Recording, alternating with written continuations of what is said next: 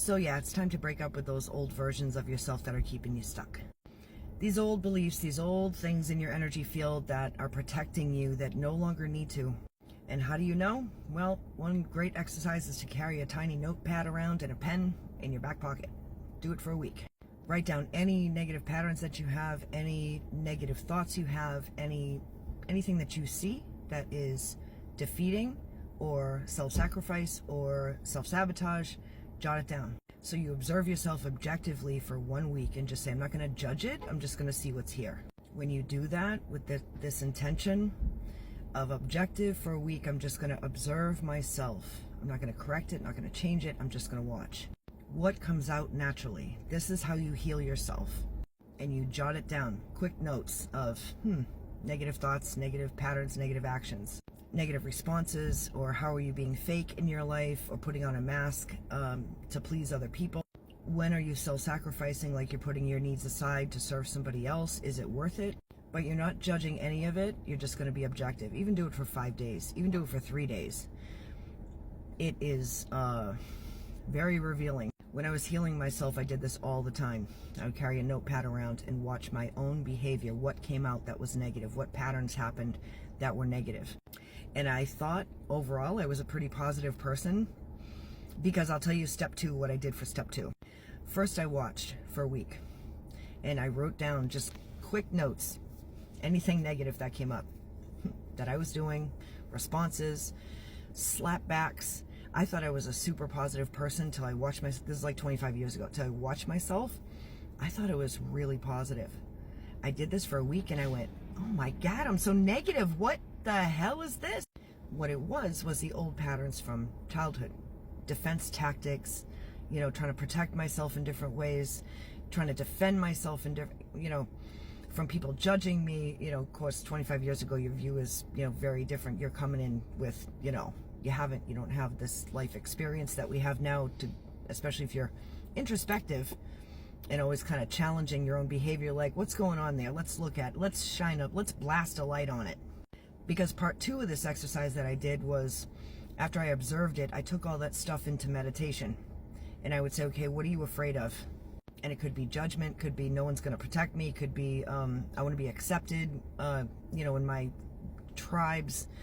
No one's going to love me if they know who I really am, or any of these things can be potentials. But if you don't know what it is, if you don't take a week and then kind of diagnose yourself, or get some semblance of parameters of like, what am I doing? How can you fix it if you don't turn and blast a light on it? Because what I did next is I said, okay, for 1 week, I'm not going to say a single negative thing. Not one. And let me tell you, talk about reprogramming yourself. For that week, I didn't allow it to come out of my mouth. I stopped it and flipped it to positive. I allowed only positive to come out of my mouth for 1 week. And let me tell you, like I said, there are patterns that are ingrained, especially Gen X. It was brutal. It was tough. Everybody was beating each other up. Everybody was screaming at each other. It was pure judgment. It was, lots of great stuff mixed in between. But some of the patterns were, rough. So then we have to correct these patterns. We have to see them, observe them without judgment, and then take them into meditation and go, okay, what are you afraid of? And then for a week, don't allow yourself to say anything negative. But let me tell you, that was also during the time I was reprogramming my anxiety, because I was filled with anxiety and I did not know the severity of it. From coping skills, from raising kids myself, from raising myself, I did not know, and I was going through intentional, like massive deep healing and activations during that time. And this was one of the things that let me tell you, you want to talk about transforming anxiety? Meditation is key. Every day, twice a day, 15 minutes, just relaxation, 7 a.m., 7 p.m. It is one of the most profound things you can do in your life, because it takes away the disassociation, brings you back to present, brings you to a higher level, so you don't sweat the small stuff, you don't have that reactionary response, you don't feel like you're just pinballing off of everyone's energy. That's how you walk in this stabilizing force. So if you think you're a positive person, See what comes out. Do this for a week. Try it. Do it for 3 days. And then do your meditation stuff, you know, take a day or however long you need, or here and there. You know, time allow as far as schedules and stuff, but try this, because I still check in here and there. I'm always like kind of checking in here and there, you know, and like the running joke, I'm just trying to be better than I was 2 minutes ago.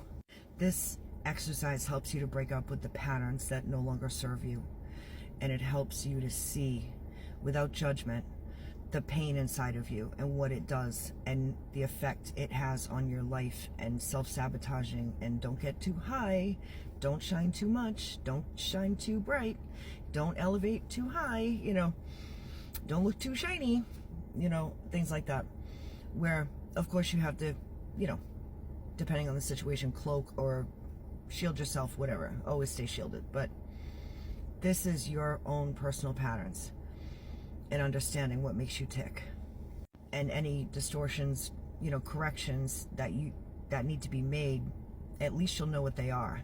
In meditation too, what I used to do is I would go into, like, you know, a tree, and I would go into different rooms, or I go into a house and I go into different rooms. And I also watched my dreams. I kept track of my dreams. I would write down my dreams every morning when I woke up. It was like massive overhaul healing back then. And I would write down everything. And I ended up remembering like 7 dreams a night. And I would just, because I would start at the first one and then back and back and back and back until I was like, okay, I gotta go to work. Like literally have to leave for work. And I'm writing down all these, you know, had to get kids ready for school and daycare and all these things. And you know, but this is so important, these exercises, to do them and practice them. I was taking Reiki, I was taking IET therapy, I was like part of a medium church, I took medium classes, I was psychic development classes with the woman that trained John Edward, the medium guy. I was part of like alumni of a medium church. I was full throttle, like, you know, metaphysics degree, full throttle, introspective, massive meditations. Like, I can't even tell you, I've meditated so much in my life. It should feel nourishing, but I've done in a million ways such deep introspective work to make sure you clear distortions and clear, you know, it was like massive overhaul and constant. I was watching myself so intently and activating DNA. And I told you I activated 144 strands. And I didn't do that in one shot. 12, 24, 48, you know, when I got to 144, I almost fucking blew out my system and had to go see my healer. Do not recommend. But everything I do, I'm going all the way. I'm going all the way up. Full throttle. Both feet in, like, let's go. Cannonball in the fucking pool. If I know it's right, I'm going all the way. Whether I didn't even know why I was doing any of these things. I was just doing them because God instructed me to do them. Like, okay, let's go. So just a little like context, like shadow work, incessant shadow work, dream work, lucid dreaming work, like, you know, all this timeline work, all this, like, you know, past life stuff. I know all the past lives, all the, like, cannonballed into all that like 25 years ago, to see, okay, let go of the pain. What are we pulling forward? What are we pulling forward in here? What do I need for this mission? Like, what do I need to take with me? So I would integrate those parts into me and ditch all the lower frequency stuff. I interviewed people, interviewed teachers, everybody. I asked a zillion questions. I practiced and practiced and practiced. I did all the homework and, you know, forced myself. Like, I know I don't feel like meditating. You got to meditate right now. And let me tell you, I love to meditate. Cripes, I could do that all day. The different ways that I do meditations for information, could just immerse in that. If it doesn't feel nourishing, you ain't doing it right. Because to me, it always feels like I'm spoiling myself. Like, feels phenomenal. That's how it's supposed to feel. So you want to help yourself? Deep dive into self-introspection. Meditate on it. Deep dive, journal. These things aren't just shit to do. You know, I guess I'll do this. No.